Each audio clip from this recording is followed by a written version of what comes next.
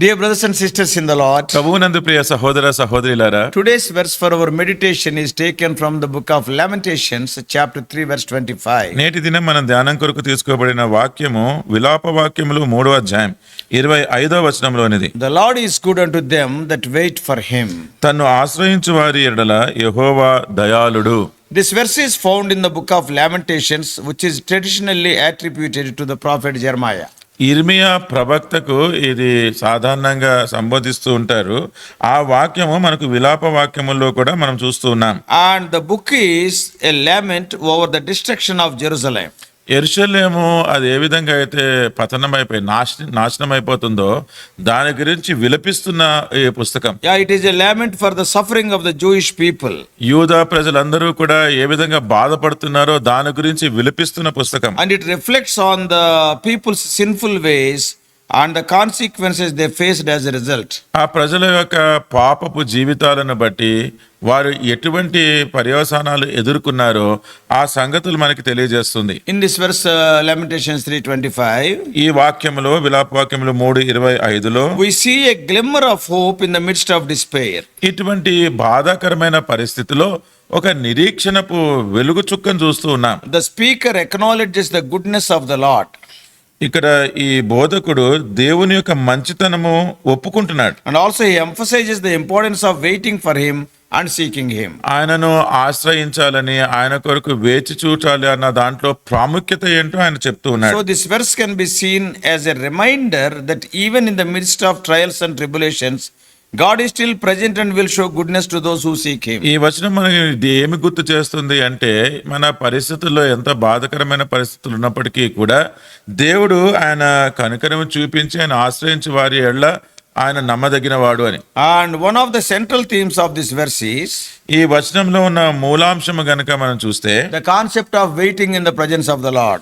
దేవుని యొక్క సన్నిధిలో మనం వేచి ఉండడము అన్నది. And in the బైబిల్ గ్రంథంలో waiting on the Lord is often associated with patience, trust and hope. దేవుని సన్నిధిలో వేచి ఉండడము అనేది అది మనకు ఉండవలసిన దీర్ఘశాంతము గాని లేకపోతే దేవుని అందలి నమ్మకము అలాగే నిరీక్షణ చూపిస్తుంది. It involves surrendering to God's timing and being willing to endure hardships while maintaining the faith in his promises. దేవుని యొక్క సమయము కొరకు కనిపెట్టుకొని ఉంటాము అని ఒప్పుకుంటూ ఆ సమయంలో కనుక ఎటువంటి సమస్యలు, బాధలు, వేదనలు ఉన్నా కానీ వాటిని అన్నింటి సహించడానికి సిద్ధపడి ఉండడం. This verse encourages believers to trust in God's goodness. ఈ వచనము విశ్వాసులందరినీ కూడా దేవుని యొక్క మంచితనం మీద నమ్మిక ఉంచాలని చెప్తుంది. And to remain steadfast in seeking him. ఆయనను వెతకడములో మనము నిలకడగా ఉండాలి అని. Yeah, even when circumstances are difficult. పరిస్థితులన్నీ కూడా కష్టతరంగా ఉన్నప్పటికీ. So the idea of seeking the Lord is also a significant theme in this verse. దేవుణ్ణి వెతుకుట అనేది కూడా ఈ వచనంలో చాలా ప్రాముఖ్యమైన అంశం. Seeking the Lord involves actively pursuing a relationship with him. దేవుణ్ణి వెతుకుట అంటే మనము ఎంతో చురుకుగా దేవునితో ఒక సంబంధాన్ని పెంచుకోవడం, And desiring his presence. ఆయన సన్నిధిని కోరుకోవడం, And aligning one's will with his will.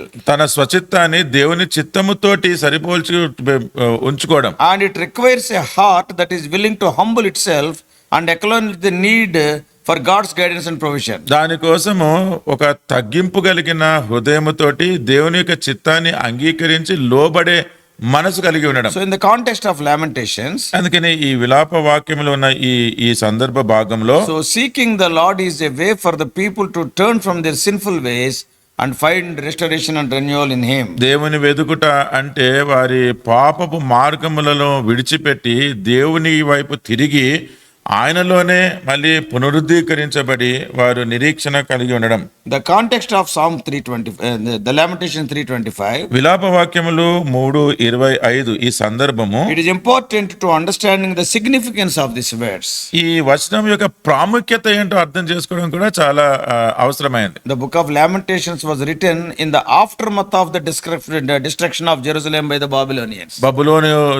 బబులోనీయులు అందరూ కూడా యెరూషలేమును నాశనం చేసిన తరువాత రాయబడిన పుస్తకం ఇది విలాప వాక్యం. The people of Judah faced unimaginable suffering and loss. యూదా ప్రజలందరూ కూడా అసలు ఊహించని నష్టము గాని దుఃఖము గాని వాళ్ళు పొందుకున్నారు. And the book reflects the deep sorrow and grief of the community. ఆ సమాజం అంతా కూడా ఎంత దుఃఖంలో ఉన్నారో దానిని సూచించి తెలియజేస్తుంది. And in the midst of despair, ఈ ఈ భయంకరమైన వేదన మధ్యలో and this verse, Lamentations 3:25, offers a glimmer of hope and a reminder that God's goodness is still present even in the midst of tragedy. ఈ వాక్యము విలాప వాక్యములు 3:25 అది భయంకరమైన వినాశకరమైన పరిస్థితుల్లో కూడా బాధకరమైన పరిస్థితుల్లో కూడా దేవుడే మనకు ఆశ్రయం కలిగిస్తాడు అన్న దానికి ఒక నిరీక్షణ కలిగిస్తుంది. So in this verse, the goodness of the Lord is symbolized as a source of comfort. అందుకనే ఈ వచనంలో దేవుని యొక్క మంచితనము అది మనకి ఆదరణగా చూస్తూ ఉన్నాం. For those who wait for him and seek him, it will show you the sustenance. తను ఆశ్రయించి వారి ఎడల తను వెతికి వారి ఎడల ఆయన అంటే వారిని ఆయన చూసుకుంటాడు, వారు జీవించగలుగుతారని చెప్తుంది. So this imagery conveys the idea that God's goodness is a refuge and a source of strength for those who are enduring hardship. అందుకనే ఇది కనుక ఒక ఈ చిత్రము ఎలాగ ఊహించుకోవచ్చు అంటే దేవుని యొక్క సన్నిధి మనకి ఆశ్రయముగా, and it is a source of strength for those who are enduring hardship. ఎవరైతే కష్ట పరిస్థితుల్లో ఉన్నారో అటువంటి వారందరికీ కూడా ఎంతో బలమును శక్తిని చేకూర్చేదిగా చూస్తూ It ఉన్నారు. also symbolizes the hope that is found in God's promises even in the darkest of times. చాలా చీకటి అంధకార పరిస్థితుల్లో కూడా దేవుని యొక్క వాగ్దానంలో మనకున్న నిరీక్షణను చూపిస్తుంది. So in conclusion, అందుకనే ముగింపులో this verse is that offers hope and encouragement in the midst of despair.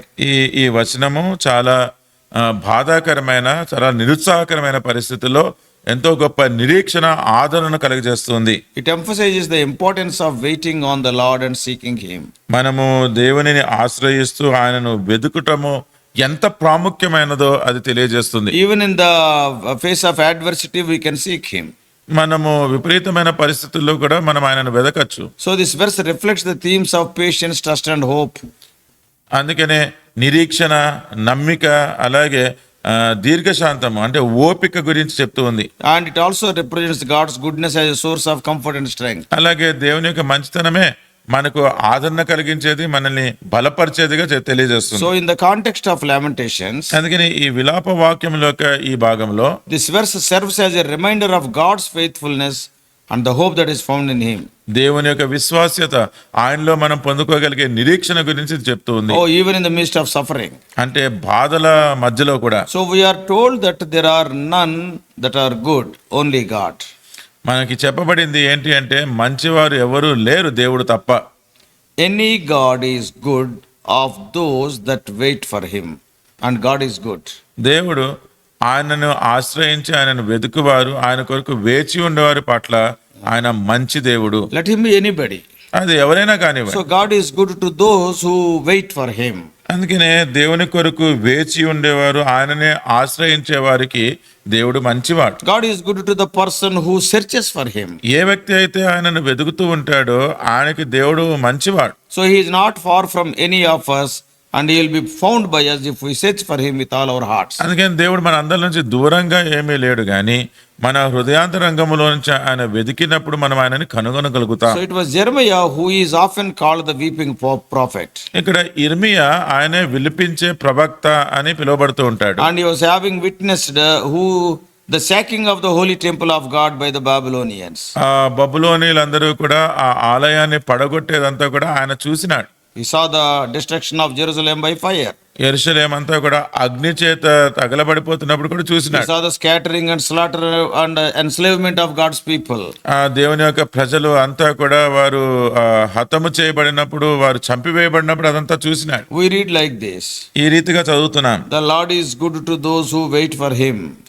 యెహోవా కొరకు కనిపెట్టువారు, ఆయనకు యెహోవా మంచివాడు. And that who seeks after him, the Lord is good. ఆయన వెతుకువారి ఎడల ఆయన దయచూపువాడు. So Jeremiah began his ministry knowing that no one would heed his message of grace.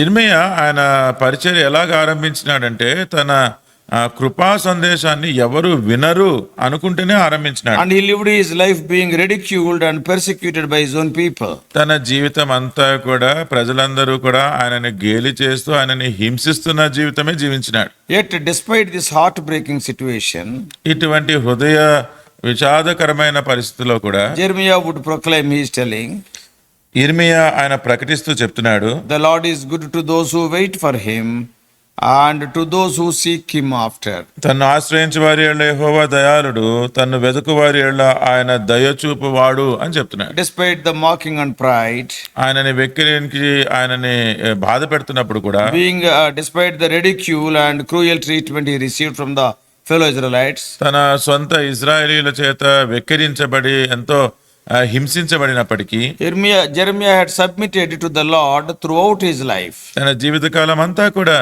ఇర్మియా దేవునికే తను తాను సమర్పించుకొని జీవించినాడు. And in this final distress and pain, ఈ చివరి దుఃఖము, నిరుత్సాహము, వేదనలో he was able to call to mind the faithfulness of God. దేవుని యొక్క విశ్వాసత గురించి ఆయన ప్రకటించి ప్రజలకు తెలియజేయగలిగినాడు. Jeremiah knew that despite the unfaithfulness of his people, the Lord would keep all his promises to Israel. ఇర్మియాకి తెలిసిన సంగతి ఏంటంటే ఆ ప్రజలందరి యొక్క అవిశ్వాసము, అపనమ్మక వలన అయినప్పటికీ కూడా దేవుడు మాత్రము తను చేసిన వాగ్దానములన్నీ కూడా వారి పక్షంగా నెరవేరుస్తాడు. He knew that God would never leave them nor forsake them. ఆయన తెలిసిన సంగతి దేవుడు వారిని విడిచిపెట్టాడు, ఎడబాయడు అని. He knew that the Lord would continue to love his people unconditionally. ఏ షరతు లేకుండా దేవుడు వారిని ప్రేమిస్తున్నాడు అన్న సంగతి కూడా ఆయన ఎరిగి ఉన్నాడు. Jeremiah knew that the secret to a victorious life was to submit to the ways and workings of the Lord. విజయవంతమైన క్రైస్తవ జీవితానికి రహస్యము మన ఆయన మార్గములలో ఉంటూ ఆయనకి లోబడి ఉండడము అన్నదే ఇర్మియాకు తెలిసిన సంగతి. We have to yield to his testings in life and to surrender to the rod of his chastening. ఆయన పరీక్షలన్నిటికీ కూడా మనము లోబడి ఆయన మనల్ని శిక్షిస్తున్న దండమును కూడా అంగీకరించేవారుగా ఉండాలి. And as Job said, యోబు చెప్పినట్టుగా, when he has tried me, I shall come forth as gold. ఆయన నన్ను పరీక్షించగా నేను సువర్ణము వలె ఉంటాను అని. This is no less true for the church today.